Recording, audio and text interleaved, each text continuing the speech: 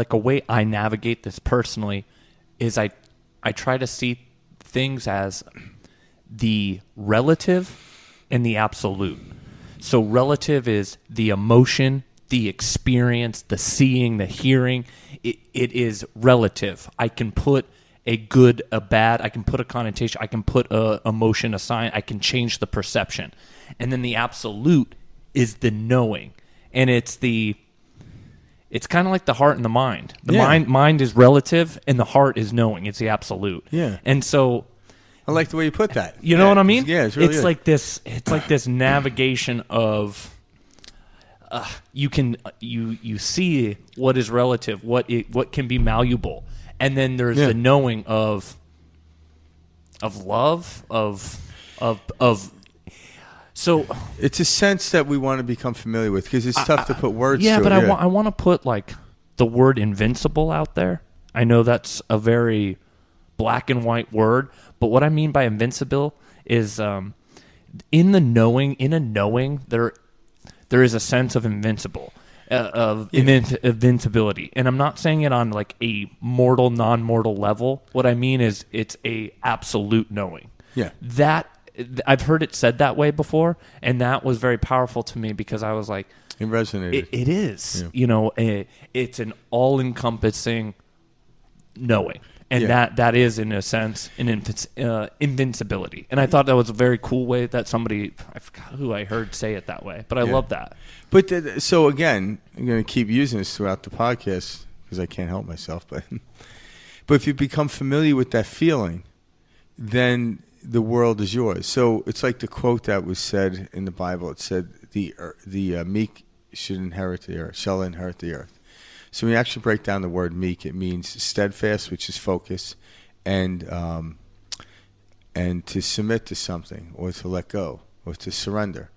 Now, when we say surrender, it doesn't mean you're giving up, but surrendering to the river so you can move freely down the river is the most powerful thing you do. So surrender is letting go, which we talked about. So when you become familiar with letting go and being steadfast, you literally inherit the earth. Now, the word inherit, read that. There's no work to be done. When you inherit something, it's given. You don't need to earn it.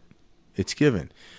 But if you don't start to become familiar with these principles we're talking about, it seems like you have to work for it. But when you actually understand, when you're steadfast onto something and you surrender and you let go, you become familiar with that, you will inherit because you start to experience. You are it. There is a doing. But just like I do when I go to the beach and I surf, there's a doing, but it's effortless. I want to do that. I don't want someone to do that for me. I don't want another surfer to surf my wave. I want to do that. I want to be part of that doing. Just like I don't want another person to make love to my beautiful Karen. Yeah. No, but like I know exactly what you mean. Yeah. And that's the absolute and the relative. It's the experience of the details Karen's in the my knowing. Inheritance. I like that. Yeah. That's true. Yeah. There you go. Yeah. The meek shall inherit. The meek shall inherit. Karen's like, you meek bastard. You meek bastard. You meek bastard. That's funny.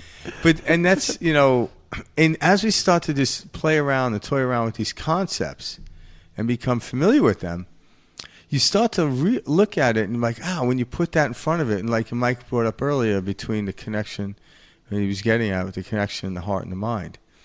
And you don't hear people say the connection of the mind and the heart. It's the heart-mind. Now, let's break this down. This is the perception me and Mike talk about, and there's no way really to prove this, but information, when you quiet your mind down, all of a sudden you get impulsive information coming through you. And actually, the people actually measures the electromagnetic field of your heart is like 5,000 times the electromagnetic field that your brain comes off. And as you give attention to it, you firstly give attention to that. Now, there is, like they say, there's 40,000 neurons in the heart. So it is gathering information. Now, the information it's gathering is very precise. It's almost like, do this, do that. Now, from that standpoint, so let's say for argument's sake, you have these guides in this celestial plane. I'm just going to put it out that way. Just like My phone is connected to to GPS. I mean, my phone's connected to the cloud. Mm-hmm. So when I Google something, it's not in my phone, but the connection that's in my phone is allowing the information to come through to my phone, but it's not being stored.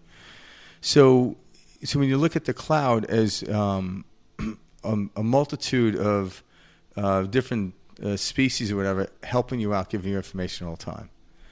And so when we actually do that, we're receiving that information through our heart. And we receive it through our heart. It comes through very sharp, very curt. And the mind then knows what to do with it. But when we get information and read it through the mind and start thinking about it, we actually disturb it. So like my GPS will say, make a right-hand turn. Well, my brain knows what a right-hand turn is. I don't question it. But imagine the brain says, well, why are we making a right? I need a better explanation just than say, make a right-hand turn. All of a sudden, you don't make the right-hand turn. You blow right by it, or you pull over and you sit there for hours trying to contemplate through the mind, just trying to figure out, why am I making a right-hand turn? Why am I going straight? Why am I making a U-turn? Why should I not make a left? Well, the reason we don't do that is we trust the GPS.